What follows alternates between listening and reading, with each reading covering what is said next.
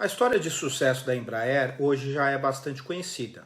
O que pouco se comenta é que essa história, por pouco, não foi prematuramente interrompida quando uma das suas primeiras aeronaves comerciais caiu logo após decolar de Congonhas, bem no meio do bairro do Brooklyn, em São Paulo.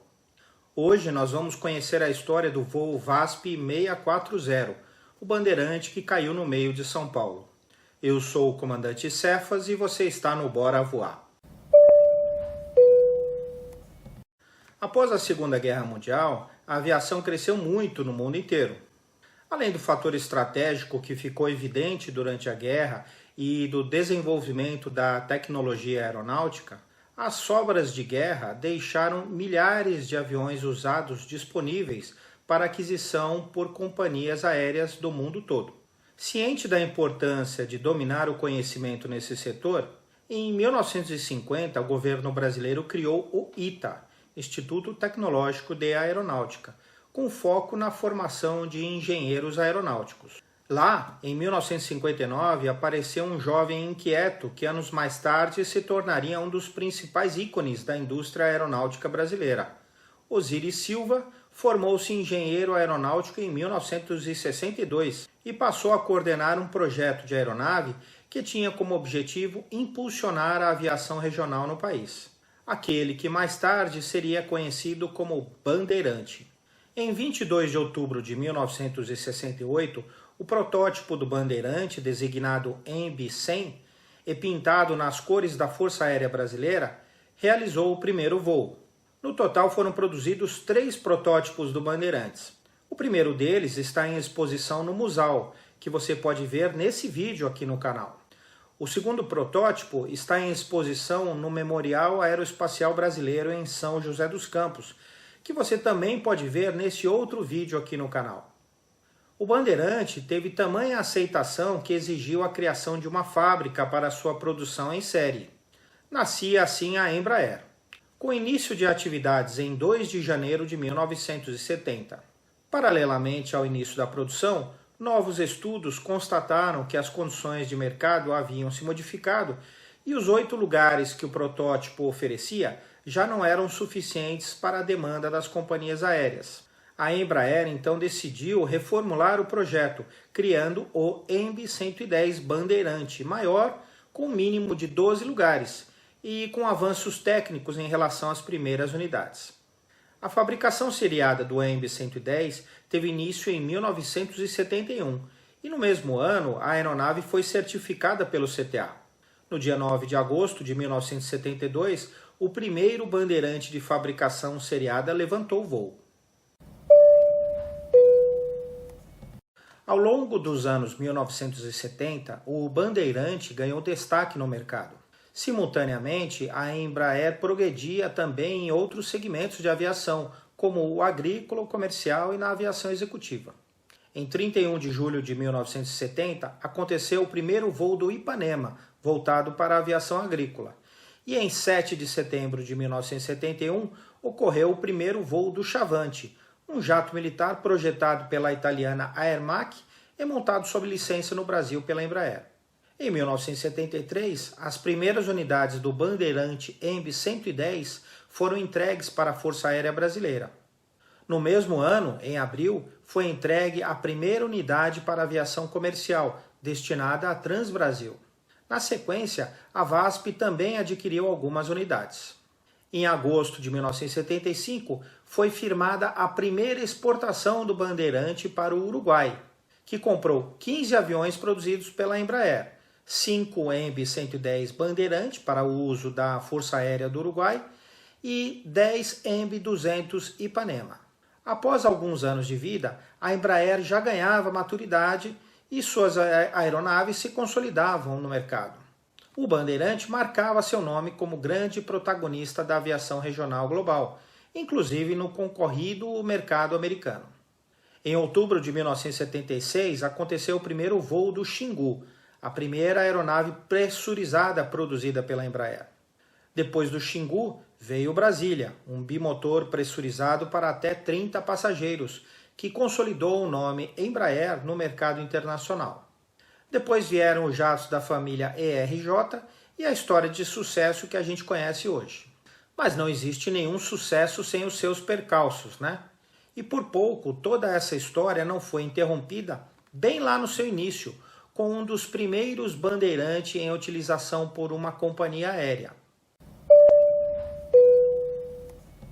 Nas primeiras horas da manhã do dia 27 de fevereiro de 1975, um dos primeiros bandeirantes em utilização por linhas aéreas, prefixo papapá Sierra Bravo Eco, se preparava para decolar de Congonhas, São Paulo. Era o voo 640 da VASP, que decolaria às 6 horas e 15 minutos de Congonhas, com destino a Araçatuba, com escala em Bauru, levando a bordo 2 tripulantes e 13 passageiros. No comando da aeronave estava o comandante Milton Luiz Figueroa, que já contava com 4.125 horas de voo, das quais 625 em Bandeirante, sendo 62 horas nos 30 dias anteriores ao acidente. Milton nasceu em Aracaju em 18 de agosto de 1945 e cursou a Escola Preparatória de Cadetes do Ar e a Escola de Aeronáutica. Começou a carreira na Força Aérea Brasileira e ingressou na VASP em 15 de fevereiro de 1974. Antes, Milton trabalhara como piloto de táxi aéreo e na Companhia Hidrelétrica do São Francisco. Além de aviões militares, voou nos Cessnas 310, 320 e 411 e nos antigos C-45. Era casado com Dona Heloísa Santana e tinha um filho de 2 anos. Segundo o presidente da VASP, o comandante Figueroa foi aprovado com distinção no curso para pilotagem de bandeirante feito na própria empresa. O copiloto Alberto Silva Bastos também iniciou sua carreira na FAB. Nasceu no Rio de Janeiro em 11 de setembro de 1951 e era solteiro. Tinha 392 horas de voo, das quais 204 a bordo de aviões Bandeirante, 65 horas nos 30 dias anteriores. Tudo parecia normal. A aeronave era nova, tinha somente 1.706 horas de voo, uma tripulação experiente e as condições meteorológicas eram favoráveis ao voo visual. Até o início da decolagem, as comunicações entre a tripulação e a torre de controle eram normais. Porém, poucos minutos depois, os pilotos perceberam um ruído estranho no avião. O motor direito perdeu potência logo após a decolagem. Embora reduzido, o motor direito ainda desenvolvia alguma tração positiva, fato que pode ter levado o piloto a mantê-lo funcionando enquanto tentava regressar ao aeroporto. Quando uma aeronave a hélice perde um dos motores, um dos primeiros procedimentos é embandeirar a hélice do motor inoperante. Isso significa girar as hélices no sentido do vento para diminuir o arrasto. Aliás, você sabe de onde vem o nome embandeirar? Imagine uma bandeira.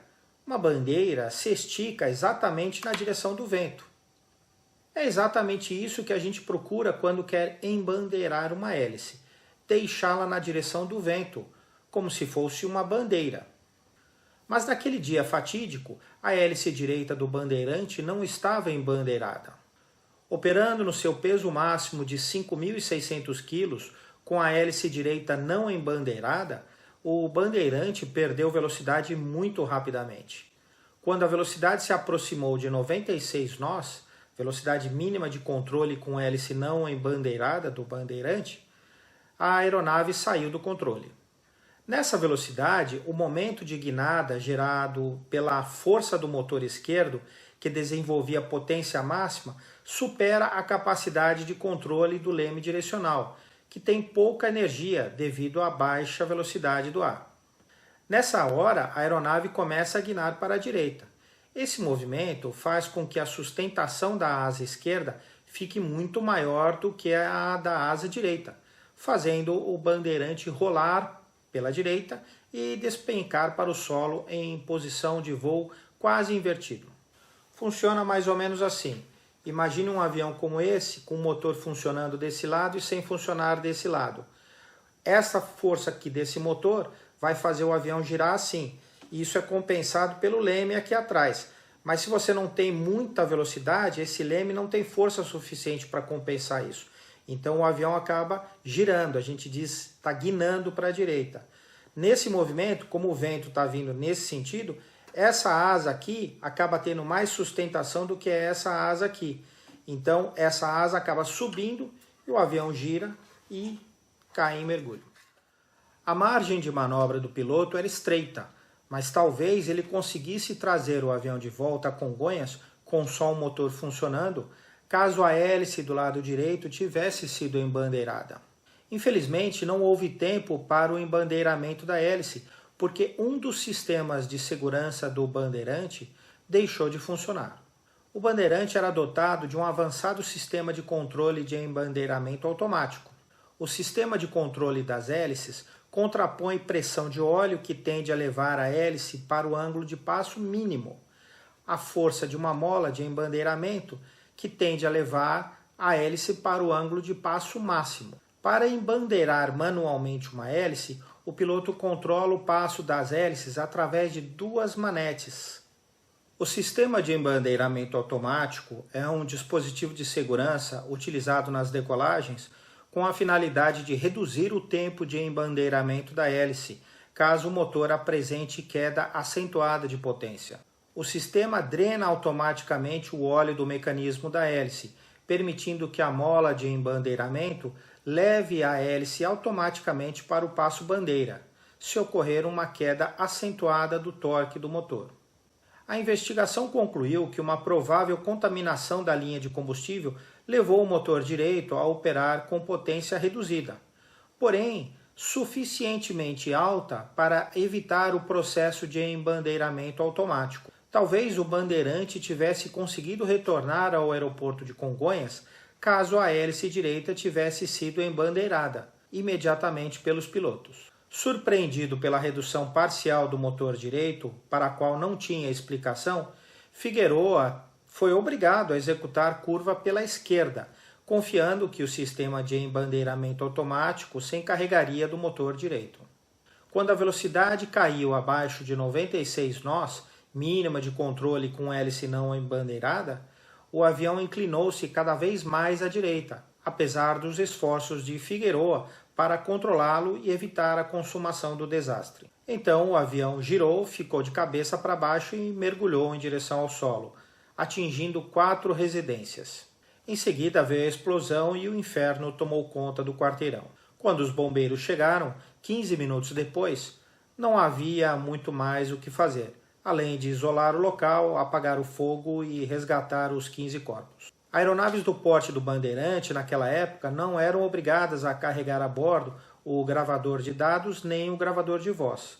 Portanto, foi muito difícil determinar as causas exatas do acidente. Segundo o relatório da comissão investigadora, aparentemente o piloto não conseguiu controlar o Bandeirante quando um dos motores falhou, mas não foi possível esclarecer se ele tentava retornar a Congonhas ou descer em outro local próximo. Foi o primeiro acidente com um avião modelo Bandeirante, mas nada disso impediu o seu sucesso nem o crescimento da Embraer, que hoje já é uma das 3 maiores fabricantes de aviões no mundo. Quando eu penso no sucesso internacional que a Embraer conseguiu, eu lembro das minhas viagens internacionais também, e de como tudo ficou muito mais fácil hoje em dia, se você tem uma conta internacional da Nomad. Hoje você não precisa levar dinheiro em espécie nas suas viagens internacionais e pode ir aos poucos acumulando recursos em dólares na sua conta internacional até a data da viagem.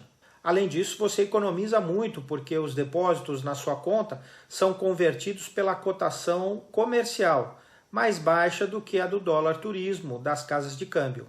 E economiza no IOF, que é de 1,1%, comparado ao IOF de 3,5% das compras com cartão de crédito. Mais prático e mais barato. E como a Nomad é parceira do Bora Voar, você pode usar o código Bora Voar ao abrir sua conta e ganhar um presente de até $20 de cashback para usar como quiser. Basta abrir a conta utilizando o código que eu vou deixar na descrição e no QR Code aqui no vídeo e realizar a primeira conversão de real para dólares dentro de 15 dias para garantir seu cashback. Muito obrigado, Nomad, por patrocinar esse vídeo. E bora voar?